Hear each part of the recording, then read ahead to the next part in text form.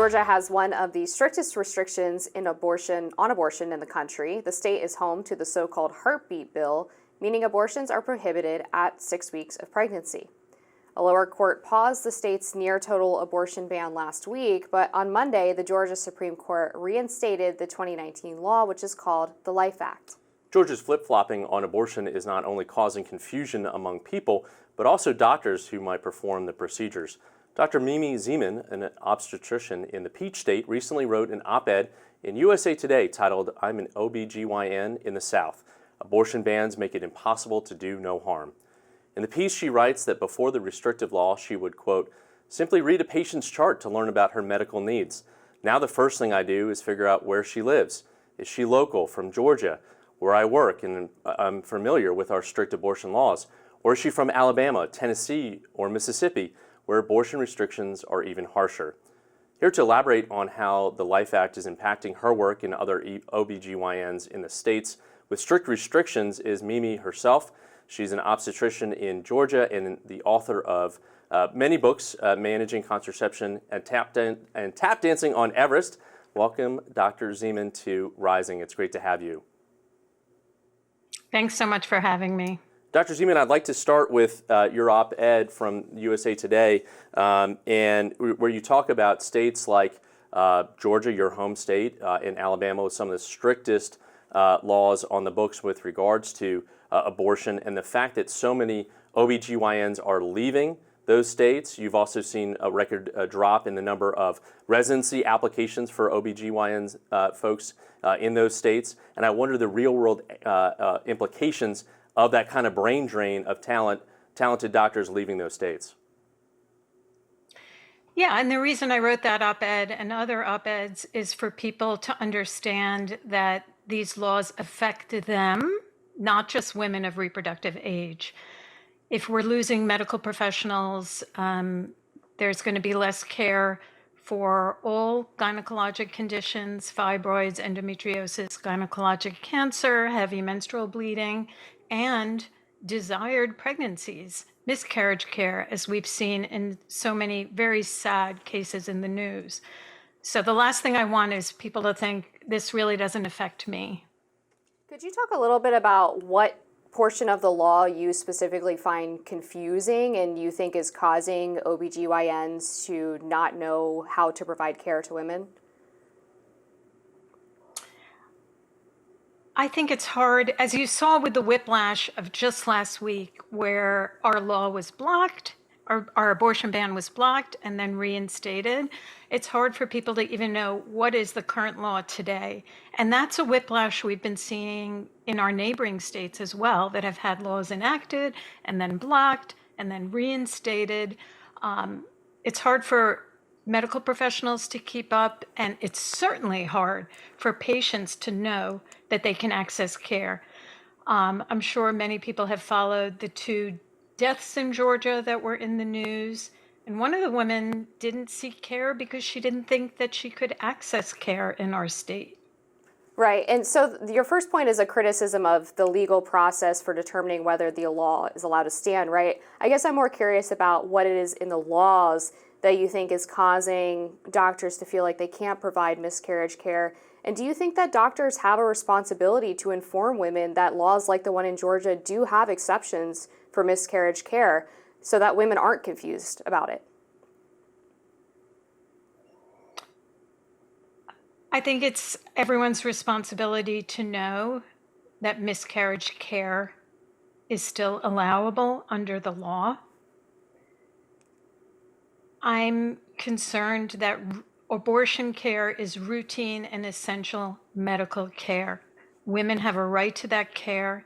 That's just under our healthcare system. We as doctors took oaths to provide evidence-based medical care that's just, that respects patients' autonomy and privacy.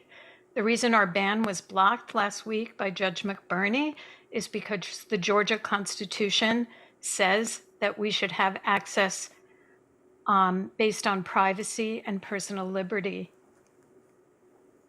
And so it's our duty as citizens to vote to reverse these bans. And Dr. Zieman, there's a number of those bans on the ballot, obviously in some key states like Florida and Arizona. Certainly there are going to be a lot of political ramifications with these issues that we've seen in states from Kentucky to Kansas to Ohio that have all voted to support and enshrine in law access to abortion in some of these really Republican states. One of the key things that you point out in this op-ed as well is the fact that so many women now in the wake of the Dobbs decision are traveling out of state for care. 1 in 5 women just last year. That's double the number that we saw in 2000. I wonder if you could also speak to the fact that so many women have to travel to access that care. They're in a community that they might not know, seeking medical support from medical professionals that don't know these patients, and really what the ramifications of that are. Yeah, it's so egregious to think, oh, women can just travel, so it's no big deal. Traveling is incredibly stressful. Of course, the stress is worse on people of low income. Taking time off work, taking time from caring for their other children at home, finding the funds to travel for care. This shouldn't be happening in the USA. People should be able to access essential care at home. So while anti-abortion activists enacted these bans to protect fetuses, what they are doing is harming and punishing women. Women are still accessing abortions. Not everyone, but the number of abortions has actually increased in the US post-Dobbs. So the anti-abortion activists are not really realizing their objectives. There are workarounds such as travel, but these are truly harming and punishing women. A day doesn't go by that I don't see women crying, sobbing, screaming and shouting when they can't just access basic health care. We had this right to health care for 50 years, and we shouldn't stand for having this right taken away.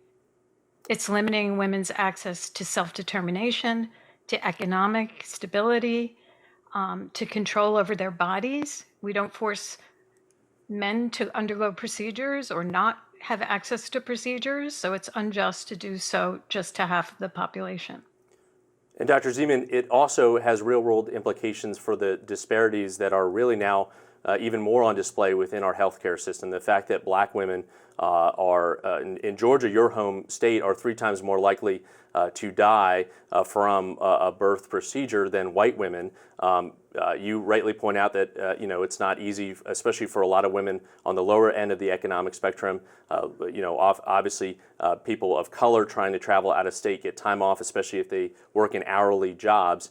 And it's really disheartening to see just those different discrepancies, especially when it comes to people's race and economic status. Absolutely. And the states with bans have higher maternal mortalities overall. This is one of the reasons why these bans are so unjust, because they are affecting certain populations more than others.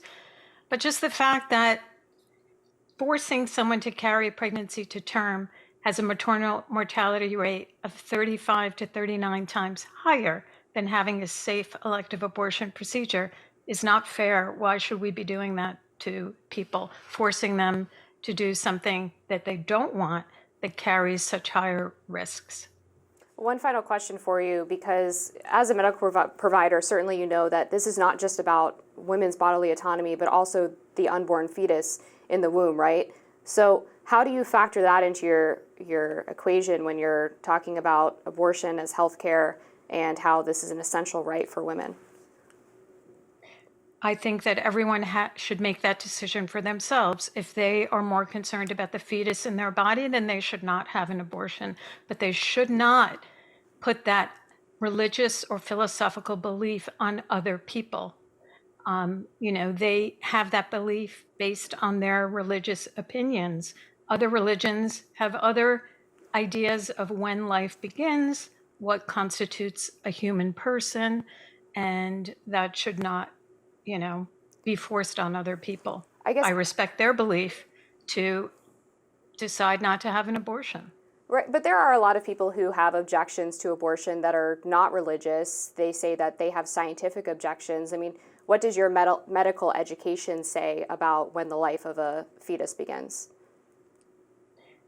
It's not, well, pregnancy begins at implantation. Medicine doesn't decide when life begins, and neither does science. So your question was, can you repeat your question? Yeah, I'm just curious, when you're as a doctor, right? When you are treating a woman who has a pregnancy, at what point do you believe, based on your medical education, that the fetus becomes a life worth protecting? Oh, I believe in the guidelines set forth by Roe v. Wade, that when the fetus can survive on its own outside the body, then protections make sense. Okay, so you would support limits on abortions in the third trimester? I would. Okay, thank you, Dr. Zieman. We appreciate you coming on Rising today. Thank you.